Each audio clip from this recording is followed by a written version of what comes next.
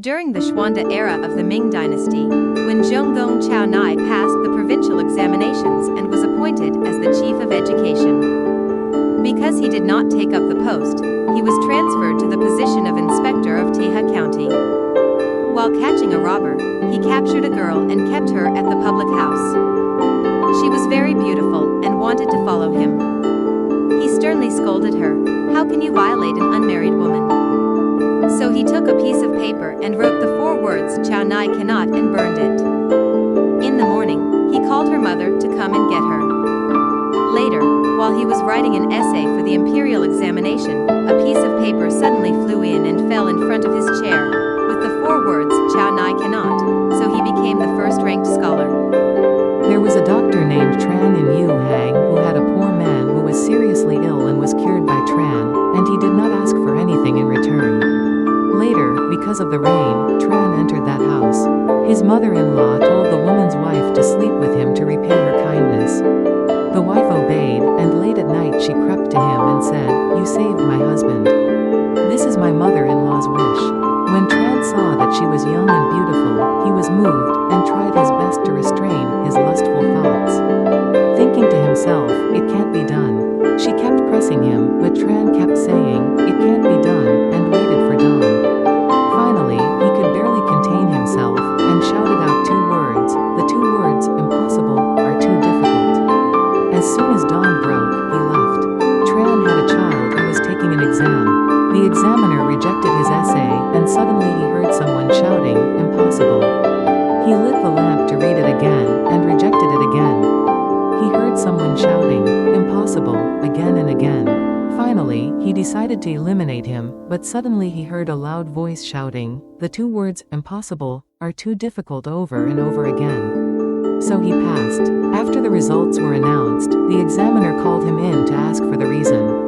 The child did not understand. When he returned, he told his father, who said, "That happened when I was young. I never expected heaven to reward me like this."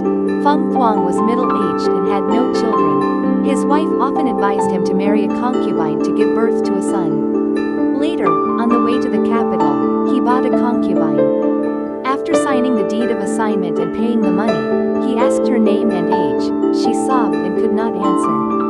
He tried to force her to answer, and she replied, "Because my father received goods for the government, there was a loss, and he got into debt, so he had to sell me to get money to pay off the debt." Feng felt sorry for her and immediately sent her back to her father, without asking for the money back. When he returned, his wife asked, "Where is my concubine?" He told her the reason in detail. His wife said, "You are so dedicated, what are you worried about?" A few months later, his wife became pregnant. On the evening of the day his wife was about to give birth, everyone in the village heard the sound of drums and trumpets, announcing, "Bring the top scholar to the Feng family." The son who was born that day was Feng Qin. Later, Feng Qin passed the Tam Win exam, became an official with the position of Crown Prince's junior teacher, then became Prime Minister, a very glorious official position. During the Ming Dynasty, Sun Jigao lived in Wuxi and taught at a certain house. The mistress ordered her maid to give the teacher a cup of tea, in which there was a gold ring. Sun pretended not to know and told the maid to move it away.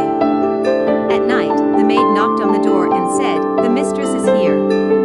He quickly took a large board and blocked the door so that no one could enter. The next day, he asked to leave. When others asked him why, he replied, "The student cannot be taught." He never revealed the matter. Later, Sun passed the imperial examination and his descendants were noble.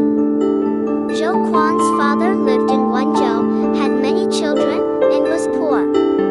The neighbors were rich, but had no children, so they sent a concubine to ask for seeds. At night, they invited Zhou Quan's father to drink wine. The husband pretended to be drunk and left. The concubine came out to accompany him, explaining the reason. Zhou Quan's father was surprised, and stood up, but the door was closed.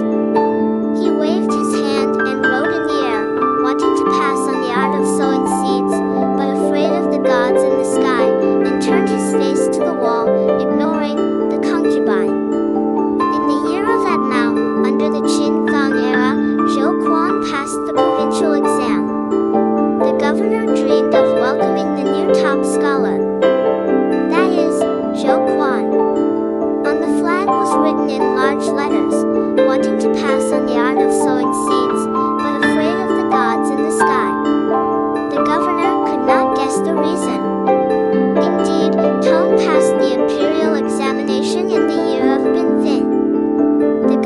congratulated him and took the opportunity to tell the story he had seen in his dream. Mr. Tong's father said, "That is a saying that I wrote in the air 20 years ago, but the name of the person in the story was not mentioned." During the Ming Dynasty, there was a man named Lu Gongyang from Taicang who was very handsome. In the 3rd year of Tianshun, 1459, he took the exam in Nanjing. In the inn, a woman came to his bed at midnight, intending to have an affair. At first, he made an excuse that he was sick and made an appointment for the next night. She left. He then composed a poem, "The wind is clear and the moon is clear, a girl flirts with a student, borrowing a zither to make an appointment. 10 years ago she betrayed Xiangru." He waited until morning and made an excuse to leave. That autumn, he took the exam. Before that, his father had a dream in which the district governor gave him flags, plaques, and a team of drums and trumpets. On that plaque, there were 4 words Noyet Bok Fong Ton. The father thought it was a sign that his son would pass the exam, so he wrote a letter to him. He became even more cautious. Later, he passed the doctorate exam and became an official with the position of Tam Chan.